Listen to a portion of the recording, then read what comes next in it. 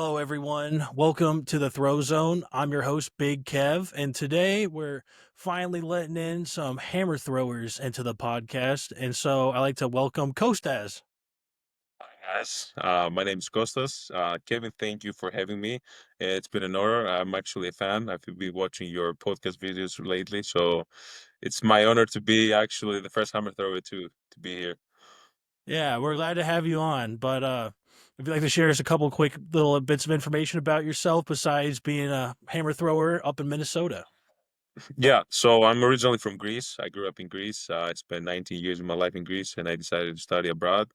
Currently, as you said, I'm studying in the University of Minnesota. I'm here the last 6 years, almost 6 years.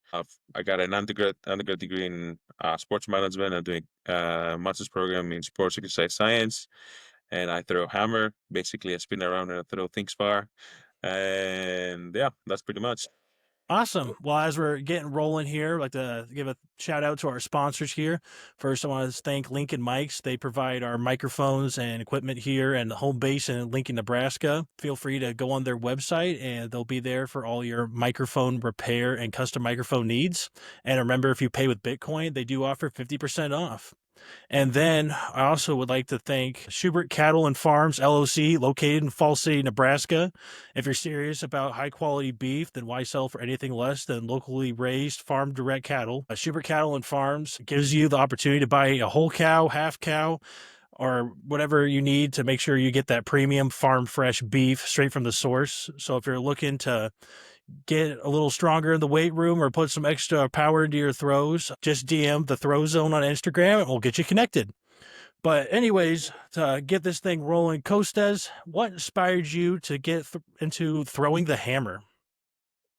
Well, to be honest, at the beginning, I wasn't inspired to throw the hammer at all. It had the combination of winning, of course, and I'm a very competitive guy, and I used to play basketball, so I was very competitive. And something that made me even more competitive, I guess, is throwing the hammer, because it's an individual sport that made me, I guess, inspired to keep going. Of course, hammer now it's being part of my life, so it's more, as kind of like a relationship now. It's like keeps me going, keeps me motivated to wake up and just be better. And it's an event that you cannot just be good at it in 1 month. It needs time, consistency, and a lot of things to sacrifice in order to become the best or, I guess, better. So something that keeps me motivated is like I'm learning something every day that makes me better. So I'm very glad and happy that I chose that sport. Yeah. And at what age did you start throwing the hammer? I think it was when I was around 16, 17, 16-ish when I started throwing the hammer. I was pretty much kind of like as a second sport when I was younger. When I was in high school, I used to play basketball, and then I was just throwing. I was basically doing track as a part time later when basically the season was about to start for high school. So that was pretty much what I used to do. And then when I got my first call out to go represent Greece as a U20, I was like, oh, now we're talking. So I'm like, I spent more time training and putting some effort, and I stopped playing basketball. And then I became a thrower. I gained some weight, and then I got the first recruits too. So it was nice, man. I'm telling you, I miss those days. Yeah. So it was nice. No, I was in the same boat when I before I even started throwing. I was a basketball player, but unfortunately, I did not have what they call handles.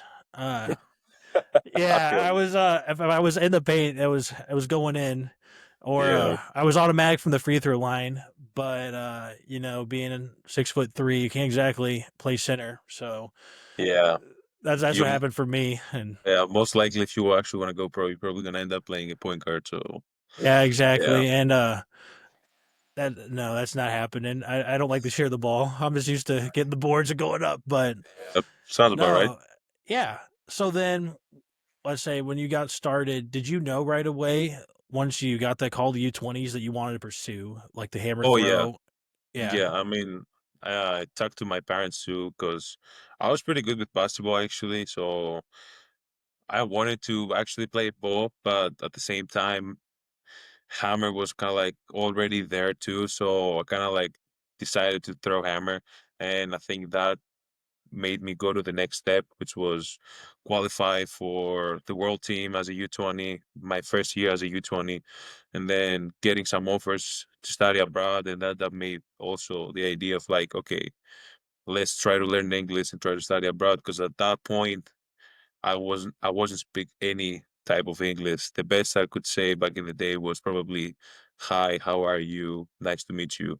So, so let's Like just I get this was, straight. So you started throwing at 16 in the hammer, and then you came to the U.S. 3 years later, and during that duration, you decided you wanted to come to the U.S., learn English, and then study at I like an learned American English in my university. 9 months. I learned English in 9 months. I spent 9 months of my life learning English when I was 18. That's why I did the gap year after high school, because some people getting confused because my year in school. So basically, after high school, after graduation, I spent a whole year just practicing and learning English, nothing else. Just a whole year, whole gap year, just learning English and practicing, grinding myself out just to become better and understand the language. And then I took some tests that requires for from every single school to study abroad. And then I got in from some schools, and then basically the next thing but the other, and here I am at the University of Minnesota. Yeah. So, what was it like to learn that new language during that time, the short span of a year? Did you have any specific strategies you used, or did you do any type of like tutoring, or how did that work? I mean, I did a lot of tutoring. Like I had a specialist to teach me how to speak, how to write, how to listen, all that type of stuff. Actually, my father paid for it, so it was uh private basically. But I was pretty much you need to be efficient with it and then put the work. That's literally how Hammer works too. Because if you don't be efficient, if you're not gonna do that every day, at the end of the day, you're not gonna make it. And unfortunately, that's the reality. That's for every single school. That's for every single test that you gonna give in your life. That's for every single challenge. If you're not gonna put the effort and not actually gonna work out and make it through that, you're not gonna make it. And I think the one thing that made me go through that and be successful was uh trying to study every day, trying to practice every day. At one point, I was going to school when I was a junior in high school. I was going to school and I was practicing in the morning at 6 a.m., go to school at 8 a.m., and then go to practice again at 5 p.m. I was practicing 4 hours, 4 or 5 hours a day just to be better and be at the level that people used. They were already there, and I was already behind because I started in such a young age. I know Hammer is not very famous here for high schools. So when I say to people I started when I was 16, they're like, "Wow, you started so young." No, it's not. Actually, I'm very old for to start throwing hammer in Europe. European kids are start throwing hammer when they're like 9 year olds or like 10 year olds. Like I know a lot of people that are professional right now. They started when they were like very young. So for me, starting at that age is kind of like late, but I guess my my talent and also how responsible I was with my putting the effort and the work down that made me better, I guess. So a lot of people don't understand that, and people think it's just that in one day you're gonna be able to throw 80 meters the hammer or something like that. It's not that simple. I throw a hammer for 9 years. My PR is 76.33, like 250 feet, and I'm like almost 8 meters away from the number one guy that won the Olympics last year and won the Worlds 2 years ago. So I'm like not even close to be the best. It's like so difficult, and it's not easy. And you know that too, because you've been to that position, you've been to that level, and you know how it is and what it needs and what you're sacrificing for. Yeah, one thing that just came to my mind for a lot of people who don't know too much about the hammer and like visualizing distances, if you think about a full football field, that's 300 feet and you're throwing 250 feet. And so if you're trying to think of a perspective of how far you're throwing this, cannonball on a metal wire, it's just about an entire football field. So if you're trying to think Yeah, about how far this is going to go, end zone to end zone, just about. it's almost a football field, yeah, and it's just like 16 pounds, 4 feet long. So it's a heavy ball. It's not. Some people cannot even pick it up, and I'm being dead serious. It's not that Oh, easy. Yeah.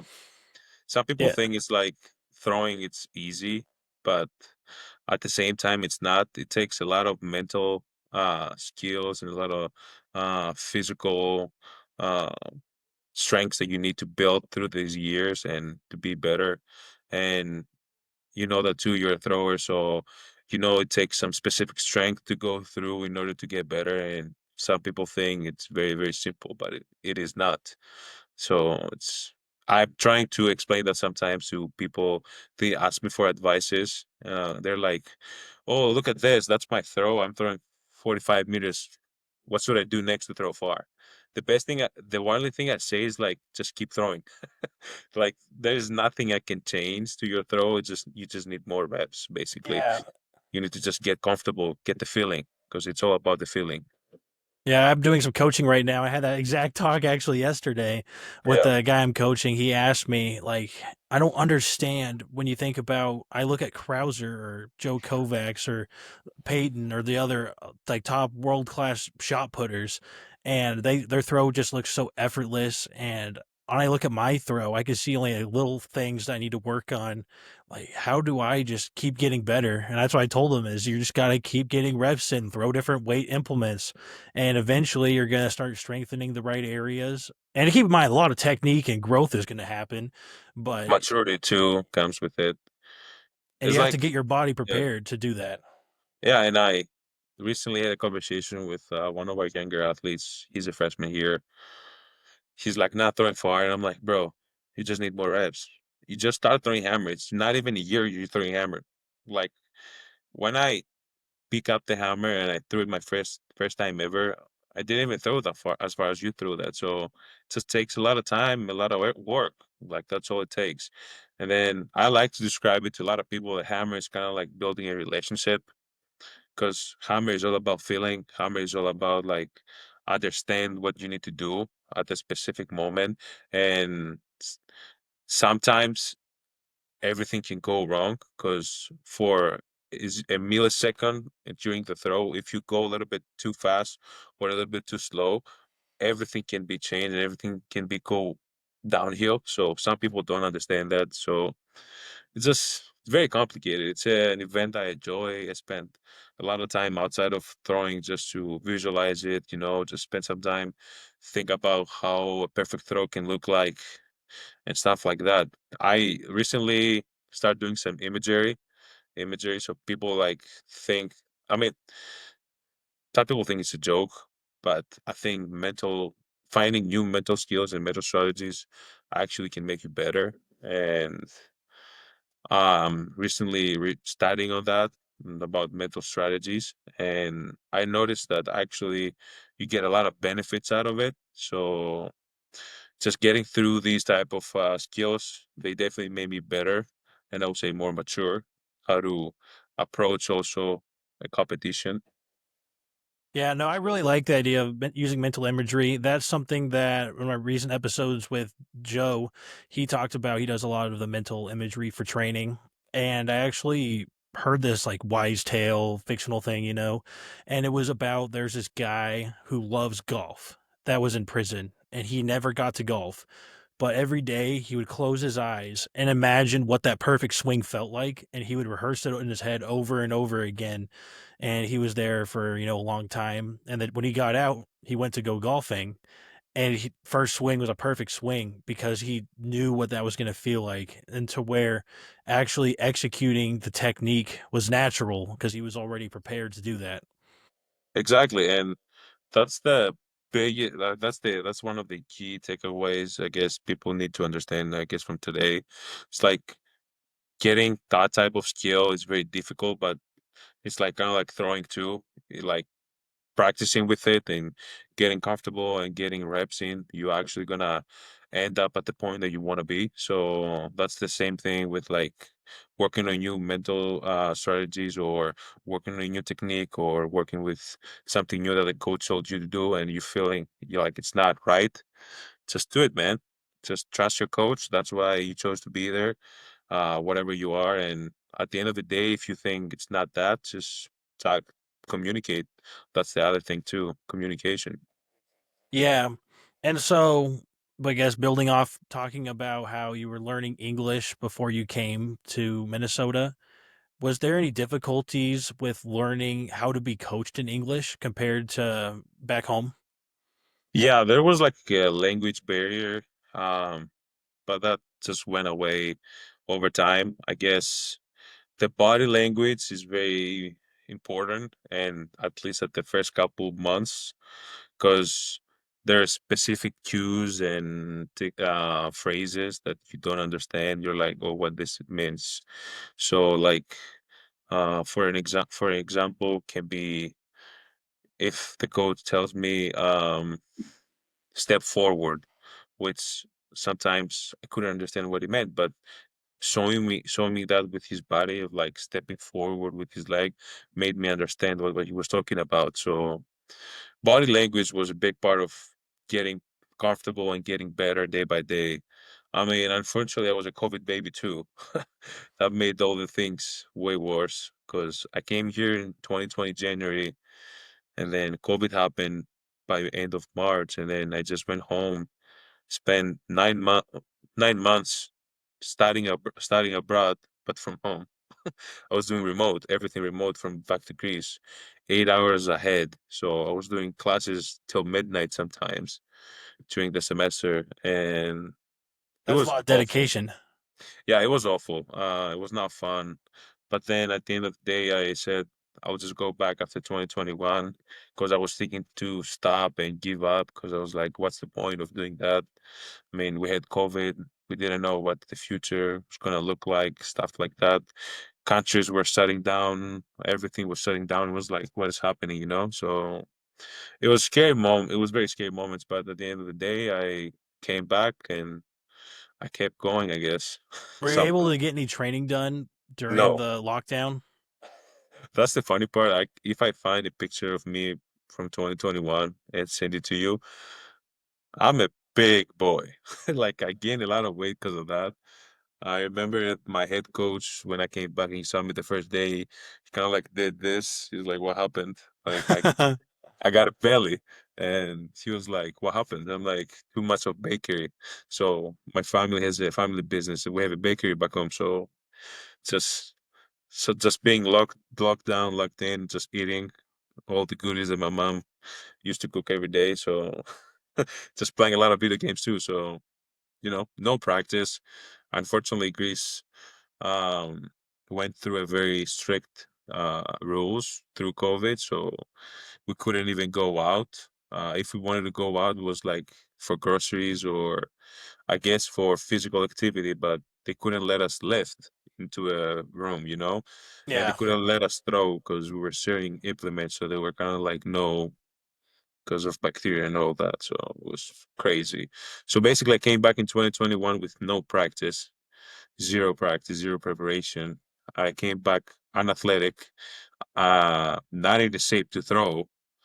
And that was my freshman year, which I PR'd. I threw 71 meters. I was a 66-meter guy at that point. So I PR'd by 5 meters a year. And then What do you I think caused that breakout? I think it was the excitement, I guess. I was very excited just to come back and train. And also I worked a lot of my nutrition at that point because I ended up being 285 pounds. Um, and it was unhealthy and athletic. So I was not feeling good with my body. I was not feeling strong.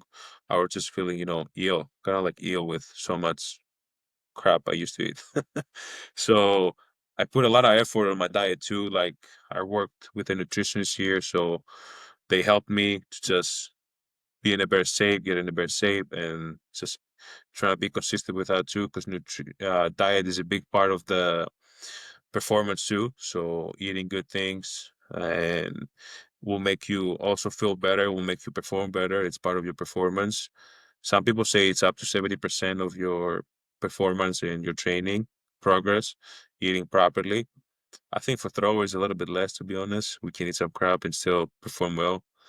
You know that too, probably. Yeah, it depends. I've heard some Yeah. crazy stories of people just eating terrible foods the night before competition, or just like that whole balance of what's needed and what's not needed. Yeah, I mean, overall, I would say the year has 365 days. If those 280 days you actually putting the effort down, and the other 80 you just, eat something, it's fine. Like if you do the math, it's just only the weekends or something like that. For me, like I remember myself back in 2023, the day before NCAAs, like the finals, which my PR is since then, I ate the whole piece of cheesecake the day before. And my PR, it's like I think it's all about here, like mentally. Like if you actually think, oh damn it, I ate fast food, I ate junk food or whatever, I'm probably not gonna perform tomorrow. Nah, if you're okay with that, and you know what, your body also feels fine with it. Like if you actually know that you're all right if you eat a piece of cheesecake or if you eat some French fries, and you know that your body will digest it and you feel fine tomorrow, you'll be fine. That's Yeah, I like think a lot of it is just understanding your body and what you can and can't do. Like I'm very fortunate that I don't really have any food allergies, and I can pretty much eat whatever, and it's not going to bother me.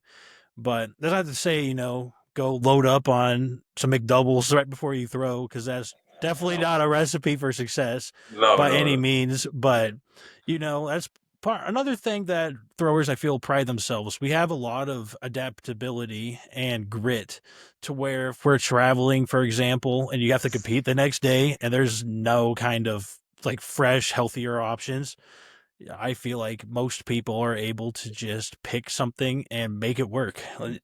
Yeah, and like you've been to travel, you know how travel can be and how frustrated maybe delayed fly or maybe, they're probably gonna give you some money to buy food in the airport and the food in the airport is not the best one. So I don't know, maybe a Panda Express can make the work. Like get some chicken, get some rice, and call it good, some carbs and protein. That's all you need, I guess. It doesn't need to be perfect sometimes. Yeah. So when you were talking about you did a lot of changes in your diet, was it more just trying to eat more healthy foods, or did you have a template to follow or any type of macro tracking? I didn't have any template to follow, like specific stuff to follow. I guess the one thing I did differently was the only thing I had a goal was to hit my protein intake in a day, every day.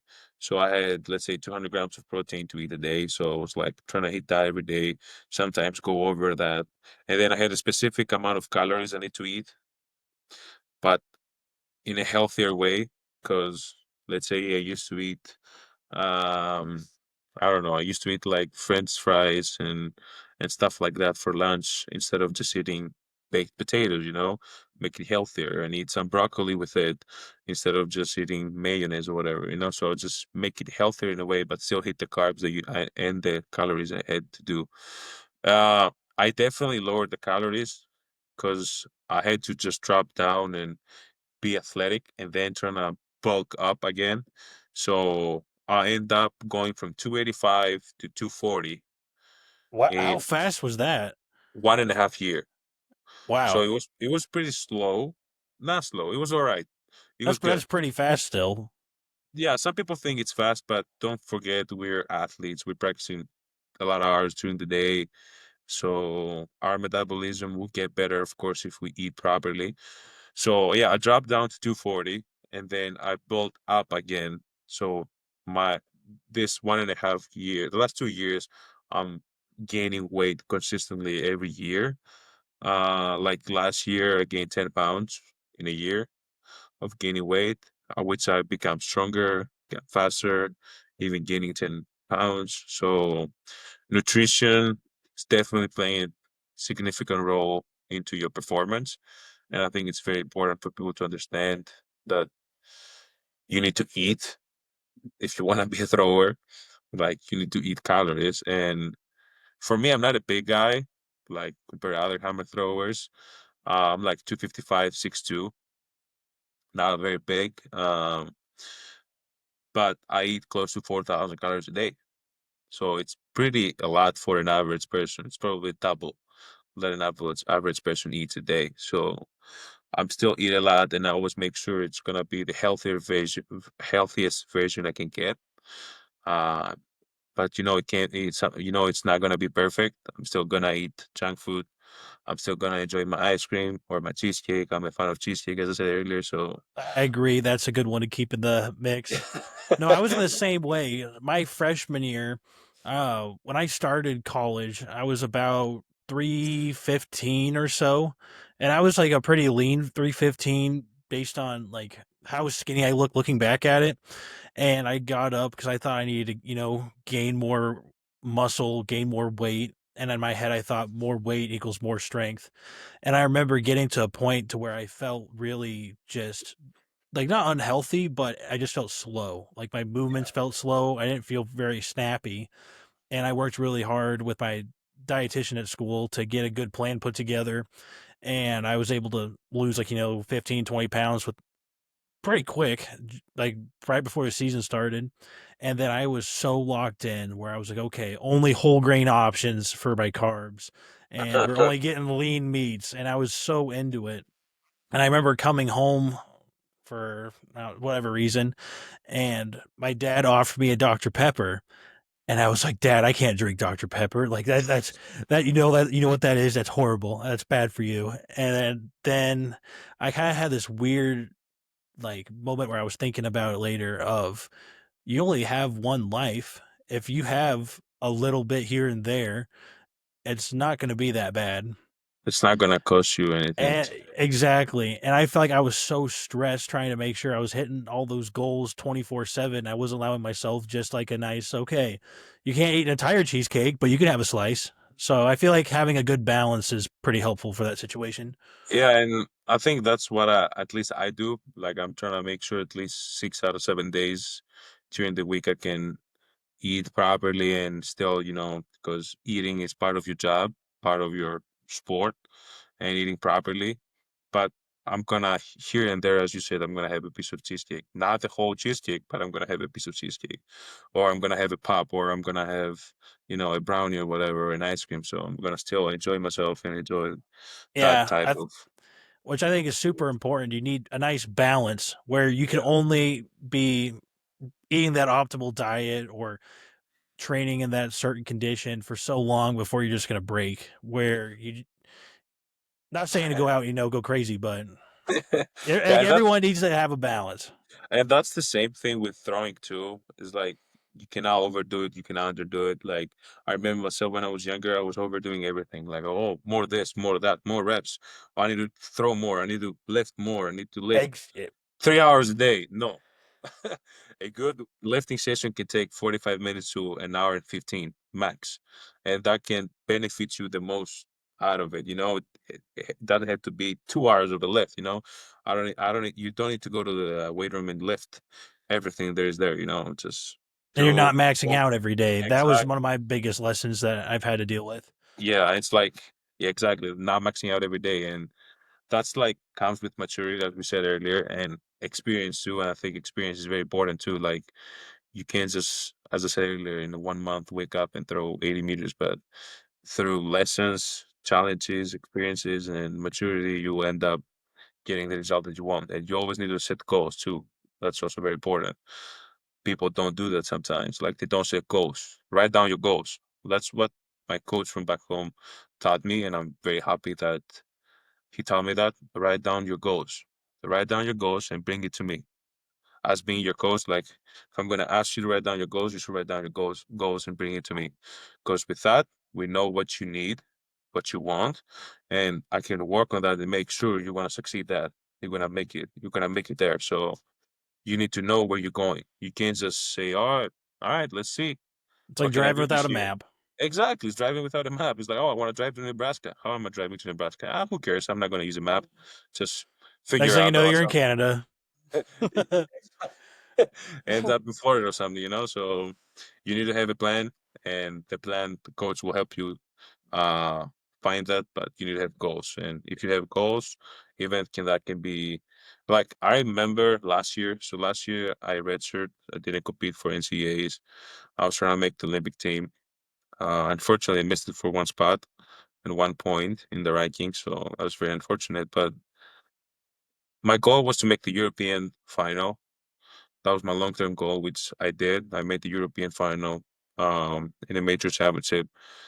And I remember there was a time during my practice in January, I was thinking about June and not about the today. I was thinking the future, and I just said to myself, I just need to set a daily goal every day, a goal during practice every day, just to keep me motivated and keep my mind here so I can just focus on what I can control. And whatever I can control is basically the practice. So I was like, okay, what am I working today? What's my goal for today? The goal was, I don't know, be faster or work the entry, make the entry better, make the 3 and 4, which is the end of the throw better, or lift that type of amount today, something like that. So small goals made me to succeed my long-term goal too. So that's another thing. I would agree that's really important. Like in high school, at the end of my sophomore year, I threw 50 feet in the shot put, and which I feel like there's a lot of kids that have done that. But I had this goal. I wanted to throw 60 feet. And I thought that was going to be the craziest thing ever. I didn't know any 60-foot shot putters. The best guy in our state the year before only threw 59. And so I don't know where I got it from. I really tried some extreme training back then that I wish I wouldn't have done. But every day I would write out, I think it was 20 times, I will throw 60 feet this year. I will throw 60 feet this year. And every day it was like right before I went to practice. And so I was at practice and I knew like that was the end goal. And I knew going into it that if I needed to push myself, I just had to think about that one. Like if I short myself half a rep, am I going to throw 59.11 and a half? I just like that thought of not accomplishing that really helped me stay consistent in my training and keep building from there. Yeah, and I think it's very important to. I think write it down. It's very important because just write it down and put it on your wall, put it in your mirror, or put it above your bed, just to see it. You know, wake up and see it. Just or sometimes you're gonna go change your clothes in the wardrobe. You can see it visibly, so you can be like, okay, that's why I'm doing this. It's just another reminder. You know, some people need that, or some people don't need that. Me personally, I do that. I have my own goals. I write them down and I keep them in my room so I can see them and be like, okay, that's why I'm doing it.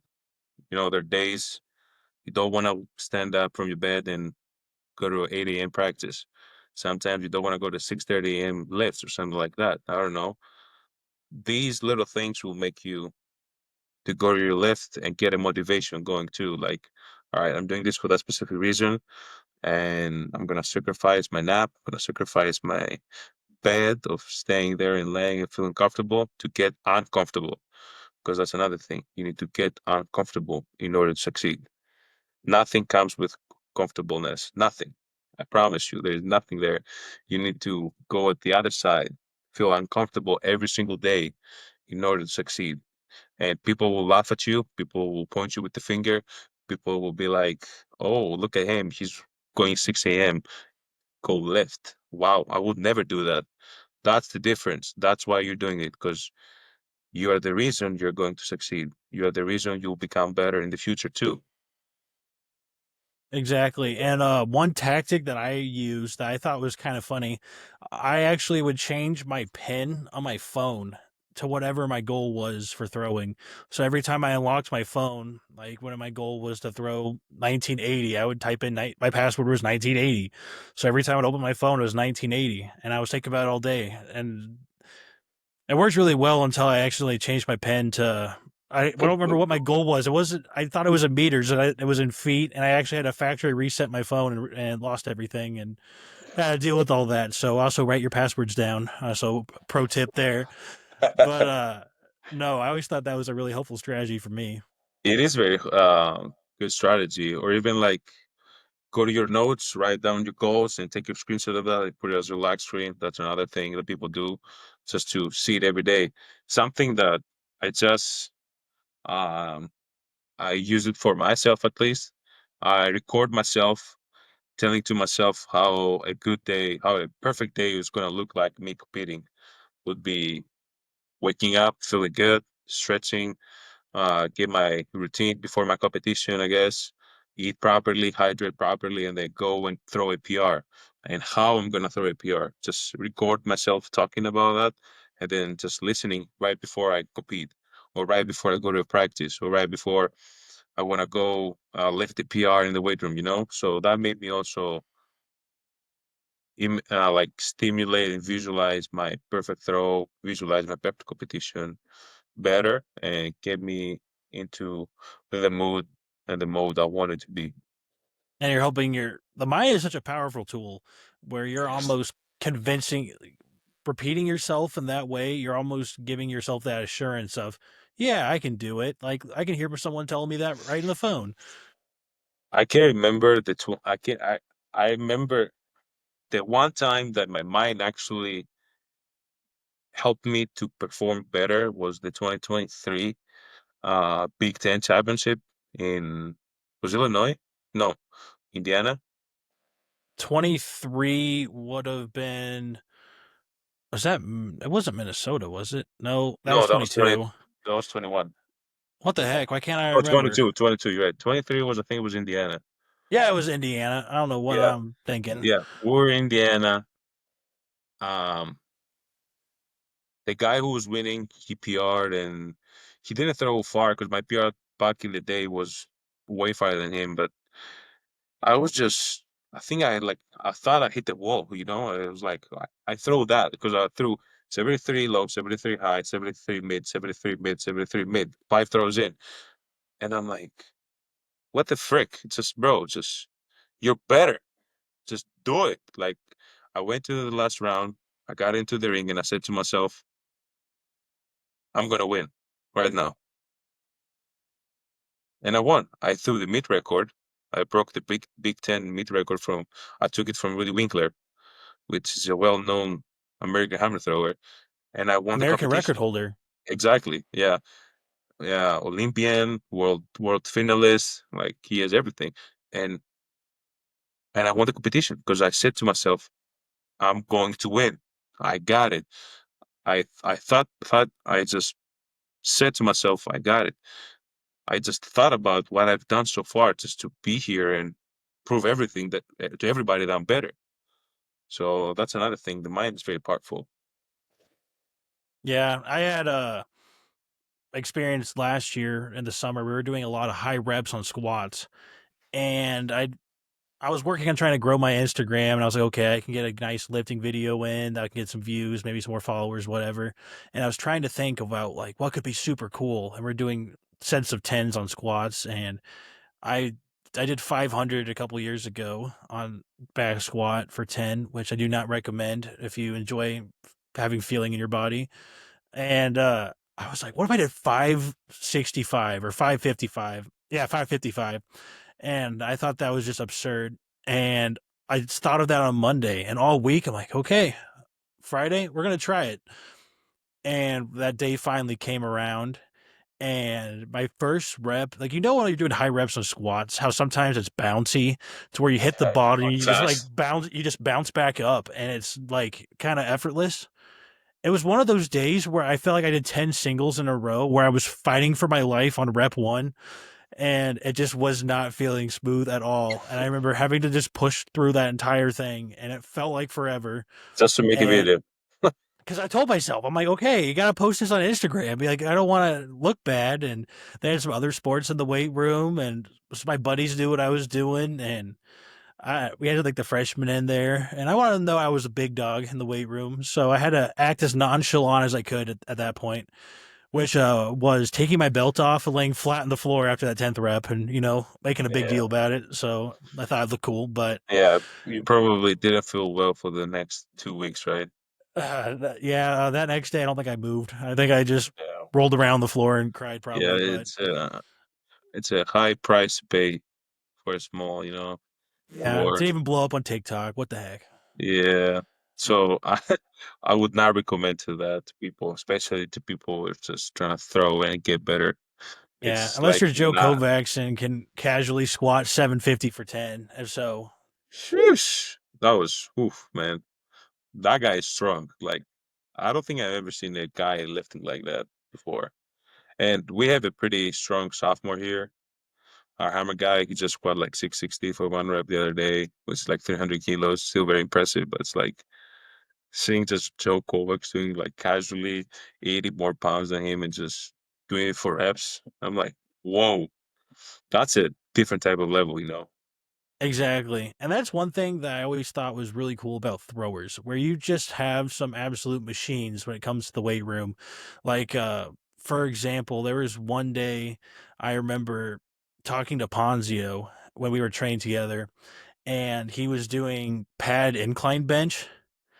And like when I think of incline, like I've seen people hit 400 pounds, which I always thought was like a crazy big number, and I still think it is a big number. I think he had 585 on the bar, maybe a little bit more. And it was with the pads, so you can bounce, you know. And he was just repping it out for reps. And I was one of the side spotters. I've never been so terrified in my life because I don't know how fast I can catch that when it's bouncing up off the pad. And Yeah, I I think the weight room is a very bad example for throwers. I know, at least for hammer throwing, I know a lot of hammer throwers that their weight room PRs are not even close to some people. And some people think that the weight room is very important in order to succeed in throwing far, which unfortunately it's not true. It's not. no, I Uh, hate to say that that's correct, but I 100% with yeah, you on that. yeah. And I recently had an interview with Ethan Gatsberg, which is the Canadian record holder, Olympic champion, 2023 world championship champion, uh, Pan Am record holder, whatever. He has everything. He's throwing 84 meters. Uh, his weight room PRs are not even close to what mine are. And I'm stronger than him, but at the same time, he's throwing 8 meters farther than me. So all comes to that ends to just being a better thrower and better understanding, a better feeling of the throw and the sport, or more reps to the throwing will make you better than actually lifting 600 pounds. 600 pounds is not going to make. Exactly. That stuff is kind of all flash for the throws, Yeah. where it's just so specialized. Where throwing is you're trying to be as athletic as humanly possible. You Yeah. want to be able to have if you're looking at like force production and stuff like that, you're trying to get the highest number of instantaneous force and just, trying to get that like little band of power put together at the end. So it's just really cool to see someone that is like a smaller guy, but doesn't have big numbers in the weight room, but is so gifted and controlling their body and is able to generate that much power right away. Yeah. And And then you Ethan could is like have, yeah, Ethan is like 6'6", 250 pounds. So he's not skinny. He's big, he's tall, but the way he controls his body into the ring he makes him so athletic. The way that he stretches the ball and the way that he sits under the ball and creates separation, the body from the ball is like things that people cannot do. Like I even can see myself, I'm not able to do that yet because I know my body cannot separate like that, or my body cannot move like that. And stuff like that, people think that the weight room will make them better, but actually it's not true. Something that will make you better is the coach and the practice and the effort that will make you better. And the better understanding, the farther you'll throw. yeah. So if you think of performance in the throwing as one big cheesecake, for example, the weight Exactly. room is only like, like a slice or two. Where if you Yeah. think about it, like there's so many things that are coming along that really dictate how successful you're going to be with goal setting and staying driven. So, like the mental aspect, even the mental preparation, and being able to control your emotion and stay locked into the technique of the throw, even nutrition with just like what supplements you're taking, if you're making sure you're not like deficient in something. Rest is a big one. Like, all these little things make the big cheesecake that we call throwing. Yeah, and unfortunately, mental skills are more important than the weight room. And I can, especially, I mean, after talking to Ethan, I came to the conclusion that throwing is here, weight room is here, and mental skills and recovery is here. It's the core that keeps everything better. And it's like talking to this guy actually made me think about myself and what else I need to do to make me better. And it's actually cancel the outside of noise, out the noise outside of you. Just focus on yourself. Focus how to be better. And if you want to be better, you need to think what will fits the best to you, what will make you better. Can be uh, a specific mental skill, the mental strategy like imagery uh, or stimulation or something like that. And then the next thing you can do is like find a recovery routine that will make you better. Stretching, ice bath, sauna, whatever, and then find a nutrition that fits you. And then the last and Exactly. the most important thing, throw. Yeah, exactly. It's And throw really far. hard to be good at something that if you're not doing it. Yeah. And you're right on that. Like you need to work, work, work. That's the key of success. Work, work, work, nothing else. Yep. And as we talked about earlier, that hard work isn't always, going till failure and doing something. Like I've growing up, I was a really big fan of Kobe Bryant with the, Mamba mentality and all the stories. Like Kobe wakes up at 4 a.m., shoots 100 shots around the court. Then he goes home and eats, takes a nap, and he comes back at 8 o'clock. And how he does like 20 sessions in a day, which on a sport like that, I guess it could make sense. I can understand how that would work. But for throwing and stuff like that, it's not like you can wake up, okay, I'm taking 35 throws with the 9K, and then I'm going to go take a nap, wake up, I'm going to go hang snatch and go set a PR, go home, like go to class or whatever you need to do, No, and then not show up even to the weight close. room and, all right, we're throwing the 3K now. How far can we send that thing? Like, you have to be smart with your Yeah, and preparation this is and where very, yeah, direct and purposeful. this is where the coach takes place. Is like this is where you need a coach to guide you and show you what is right, what is correct, and what is wrong, and what what is the next step to make you better. Because you can't just, as you said, wake up to 40 falls of 9K and then go back, then left and try PR and then go throw the 4K or something. These things, they're not correlated, they not make sense. So you actually need to find a plan, trust the plan, and follow the plan till the end. And then if that plan is not working out for you, then figure out something else. Yeah, I always thought having a coach, one of the things that was really beneficial to me, especially in the weight room, was having someone to guide you and understanding if you're trying too hard or not hard enough. No, I know. I can see that too. Some people, they think they're trying too hard, but they're not actually trying too hard. And I think that comes with experience.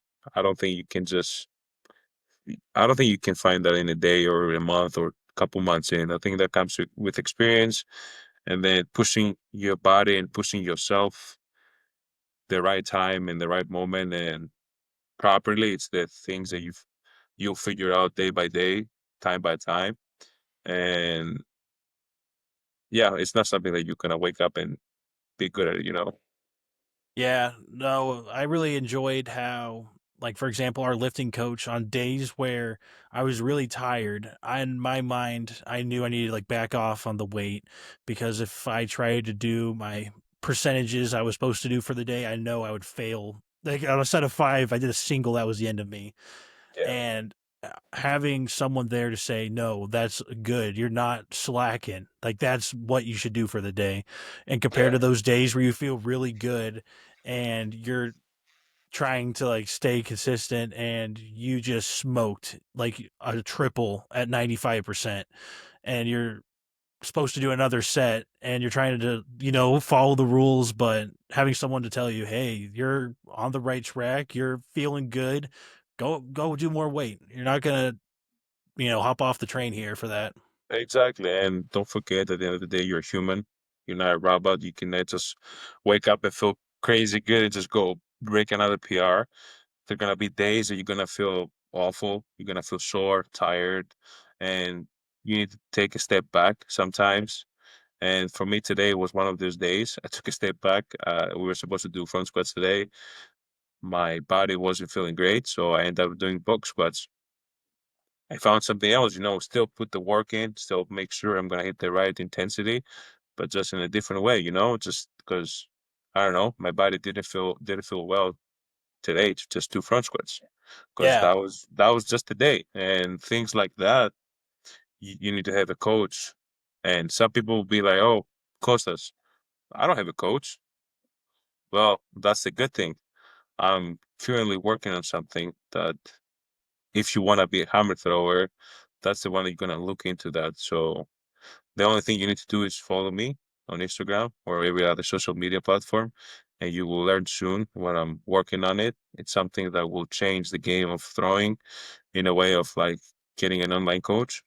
I think it's just much better idea than everybody try to do, and I think something that will help and benefit a lot of people. So if you're interested to get better and be a thrower, and you want to have a coach that actually knows how to make you better, I'm here. Just Exactly. wait for the That's announcement.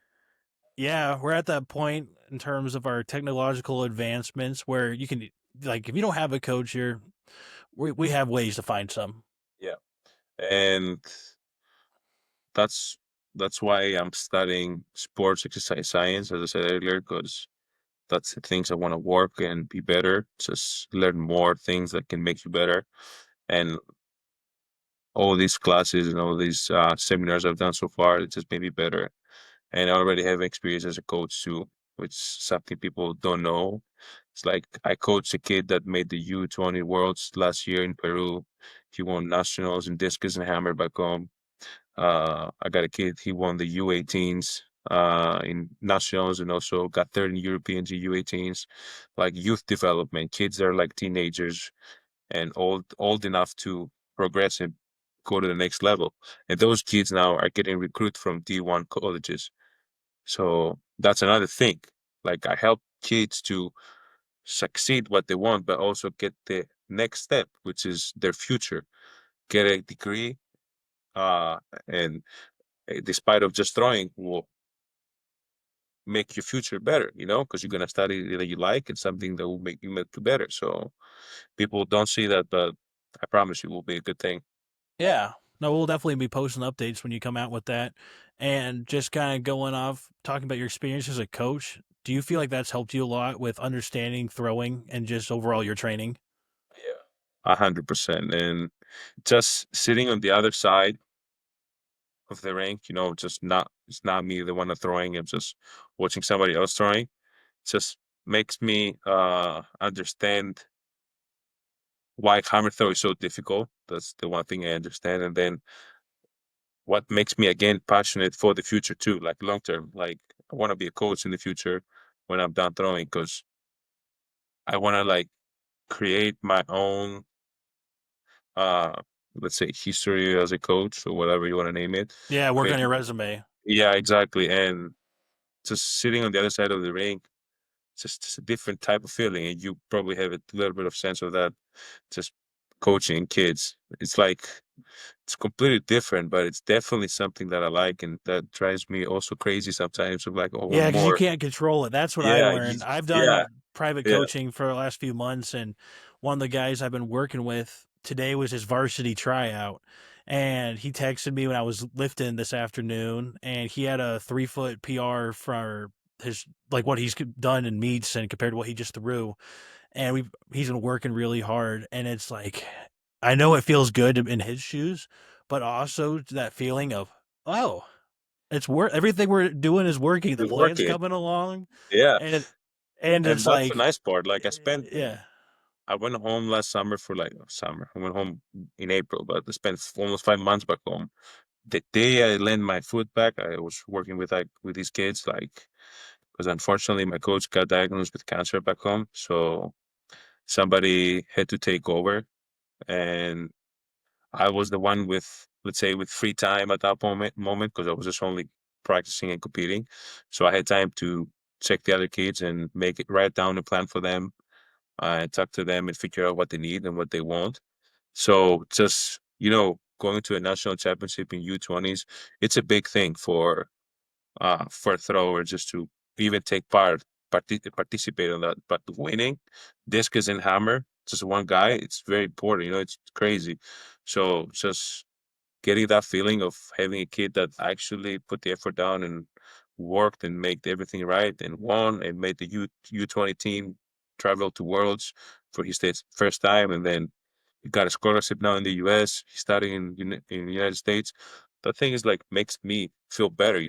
Just you feel like you did something right, and that's all you need at the end of the day. It's not about the money; it's about the experiences and the accomplishments that the kids will actually perform and will make you better too. Exactly. And the sad reality of, we're never going to be able to throw our entire lives. Like, there's going to come a day, whether that's like, you're in your mid 30s, early 40s, and your body's just not recovering the same. Yeah, Or maybe that's like, you had like an accident and like tore something when you were in high school and you just never could compete. Like there's all sorts of ways. And coaching is still that like outlet that kind of like scratches that part of the brain, but you're able to it keep is doing still. it.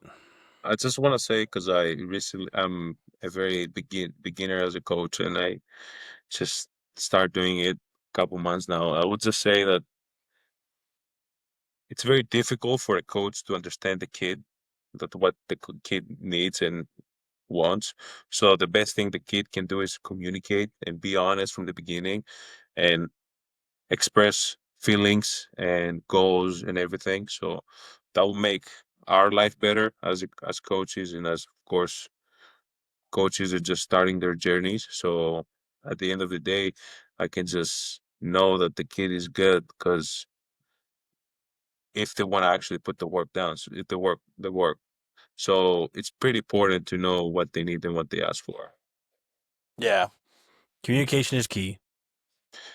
Very important. It's very, very important, man. Just some people don't understand that. And being honest, sometimes you need to be brutally honest. I had conversations here with my coach, just being brutally honest with him. Like that thing is not going to work out, or that thing is going to work out. And we worked through upside downs, like up and down, low, a lot of highs, a lot of lows, mostly low. Because when you're at that highest level of mutual understanding, and there's respect both ways, where they know that you are putting your best interest in, and they are putting their best interest in. And sometimes you just need to have that grown up conversation, and it might be hard, but at the end of the day, you once you get to that spot, you both know that you're both trying to get the result you're both looking for. So just that part, you can really collaborate and find new routes and put something together. Yeah, and it's very, very, very important just to communicate because if you don't communicate and you just hide it or just say whatever, I don't care. Well, you care because you're doing something for a reason.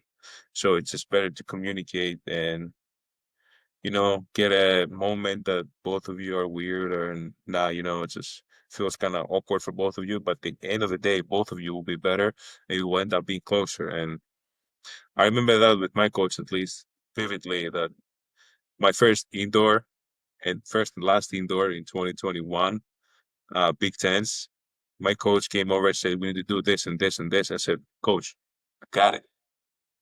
Worst performance in my life. In my life. Like I threw poorly the weight. I got ninth. I was supposed to get a medal or whatever. I don't even remember. But I got ninth. Not even close to barely made the final actually. Not even score in the Big Tens. Like I barely made the final. And I remember walking to his office the next week and I'm like, all right, listen, I was stubborn. I was wrong. You were Tell right. I was tell wrong. me. You're smart. Yeah. I'm dumb. No, this is basically I say that I'm stubborn. I was stubborn. I was wrong. So tell me what you want me to do and I'm gonna trust you. Like I'm gonna just trust you. I'm 100% here just to make me better version of myself. And then it just clicked. That was the 2021 that we just said earlier that I PR'd by 6 meters in the hammer, 5 meters. Yeah. But that thing just clicked. And I have a crazy record here in University of Minnesota. I'm the only athlete alive that have PR'd 5 meets in a row. Wow. Yeah, my freshman year, I PR'd 5 meets in a row. That's crazy to think about. It took No me one, like no a one year else to have done PR it. at one point. Yeah, it's like 5 meets in a row, and it was major championships too. It was like started. It was home meet, Wisconsin, Big Tens, regionals, NCAAs. Those are probably the top 5 meets I'd also like to PR in. Yeah, Big Tens regional was the first time I threw 70 meters on a three throw competition. You know, you have only three, not no more than three. And going to the competition, I'm like, I just need to make the top 12. Throw my first throw, 68 meters. Coach is like, all right, we make the top 12. Now let's make the top six. So you can make the best group in the into the NCAAs. Because I was fifth, I think, at that point. Throwing my Yeah. next one, 67 something. I'm like, not there. I'm going on my last one. I don't know what happened. Something just clicked. I throw. The coach is like, yeah, it's probably not. It's a little bit better, but probably not there. The mark just releases. It says 70-99. I'm like, what?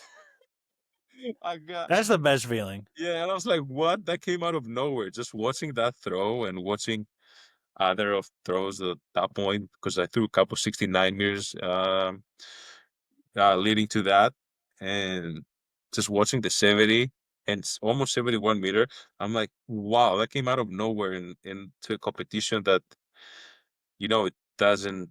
You don't really see people PR in regionals because it's usually meet that not a lot of people perform well, and you know that too. It's like based on your experience. Yeah, no, that's always this weird. Like you see a lot of really talented people just crack because it's like it comes with experience. You're trying to find what's the least amount of effort I can put into it, but achieve my goal. Because you're not trying to, peak because you want to. If you have nationals coming up, but at the same time, if someone else that's less than you has the best throw of their life, and you kind of have to be able to bring out a big one to tie it all together. Yeah, and I mean, when you're a lead athlete and you already know you're gonna qualify for NCAAs, but you're already experienced enough, you kind of like know what kind of throw you need to throw in order to make it. You know what I'm saying? Yeah, Yeah. So at the end of the day, you still need to put some effort, but not as much as some other people. yeah, Maybe sounds complicated, but not a lot of people will understand what I just said. But I've comes done with some. experience. Yeah, it comes with experience, and I've done a lot of throws that I can easily say that I can make NCAs without trying, you know? Yeah, So it's just complicated, I guess. yeah, but we better start wrapping up. So, is there any last pieces of advice you'd like to share with everyone out there? Yeah, life is good, you know? I just want to say enjoy your moments. These moments of being a thrower or uh, even if you're in high schooler or middle school or D1, D2, D3, whatever, even if you're a pro athlete, and I met actually a lot of pro athletes that are struggling um, during their years of like, they have years that are doing well, the years that are not doing well. So I would just say enjoy the moments. These moments will be the ones you will remember forever. These are the moments you describe and tell your kids later. And these moments are make you rich. And I think that's the most important thing at the end of the day. Like, life is beautiful, life is good, and I'm very happy and fortunate enough to follow my dreams and be here and actually came out of this with a degree and just enjoy the life. And if you want to hear more about coaching and you're the one who's looking for a coach or whatever, just hit me up and I'm gonna let you know soon. Pretty much that's it. That's all I have. And yeah. Yeah. Well, thank you, Kostas. I really appreciate you coming on the Throw Zone. And for all you viewers and or listeners, please remember to give us a like and subscribe on YouTube. Also, follow on whatever streaming service that you're using to listen. We'd really appreciate that. And that's all for this week's episode. So tune in next time.